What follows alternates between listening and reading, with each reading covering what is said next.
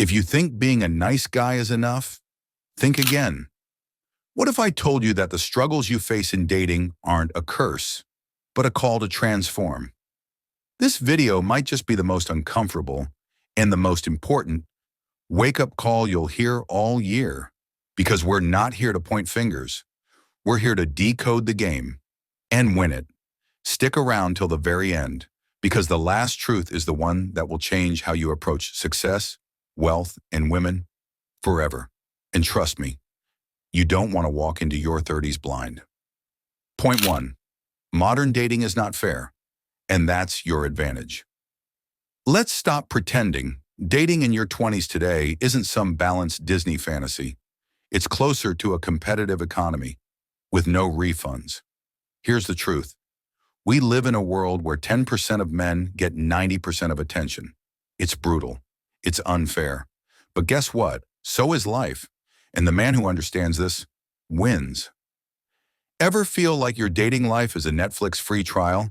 Works great for a week, then disappears? Why this matters? When you stop expecting fairness, you stop being bitter. You become strategic, focused, dangerous in the best way. And when you treat dating like life itself, you start to level up in every area. But before you think it's all about looks and money, you need to hear what's actually keeping you stuck. That's next. Point 2, confidence is not what you think it is. Confidence isn't about loudness. It's not about being alpha. It's about this one thing, competence under pressure.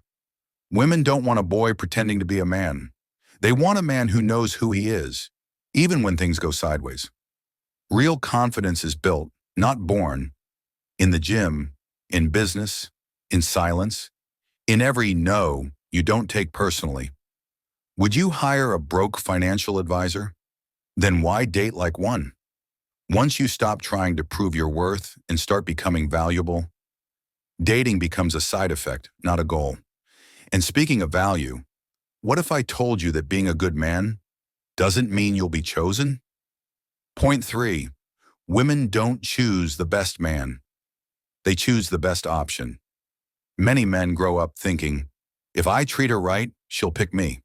But women don't choose based on who's the best man. They choose based on who fits their life narrative right now. That means timing, status, lifestyle, even how others perceive you, often outweigh raw decency. Is that unfair? Maybe. Is it reality? Absolutely. But don't resent it. Adapt to it. Build a life that commands attention without needing approval. But what happens when you do build that life and still feel unfulfilled? That's next. Point 4, success doesn't solve insecurity. Purpose does getting shredded won't erase your fear of rejection. Making 6 figures won't fill the hole in your chest. Only purpose can do that. Because here's the paradox. The more women start chasing you, the less you care about the chase.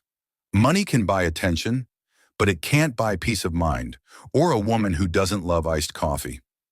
Purpose turns your entire energy around. You walk differently, speak differently, date differently, because you're no longer looking for meaning in others. You're living it yourself. But what if your environment is actually killing your ability to grow? That's next. Point 5, you're a product of your circle. Change it or stay broke. Let me be blunt. If your friends are losers, so are you. You can't outgrow your circle. You will date down. Think small. Stay stagnant. Because you rise or fall to the expectations around you. Want better results with women? Start by upgrading your friends, mentors, and even your feed. Ever try to become a lion while hanging out with sheep? Exactly. You need pressure, challenge, standards, because women can sense when you've settled for mediocrity. So what's the ultimate test of a man? It's not money, not muscles. It's what you do when she walks away. Point 6, rejection is the catalyst, not the curse. The woman who ghosted you, she was your greatest teacher. Rejection forces reflection. Reflection creates redirection. And that redirection is where transformation happens. You either take it personally or use it as fuel. The gym, the hustle, the focus, the self-mastery. It all starts here, If heartbreak doesn't make you dangerous, it'll make you write bad poetry. But once you rise, once you transform, how do you keep your power? Point 7. Women respect men with boundaries, not budgets. You can't buy respect. You earn it with your standards.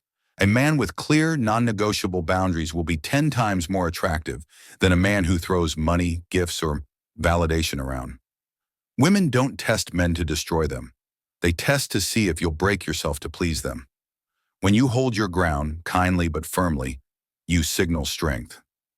Saying no isn't rude, it's masculine. Unless you're refusing pizza, then it's suspicious. Point 8. True wealth is freedom, and that attracts everything.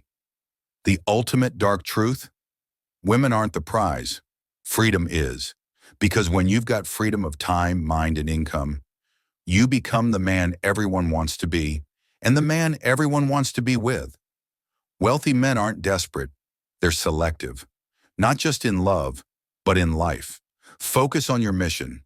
Build your empire. Then watch who starts orbiting around you. If you want to win in dating, stop chasing people and start building value in your body, your mind, your wallet, your purpose. And speaking of building value, if you truly want to understand how tiny decisions today lead to massive wealth tomorrow,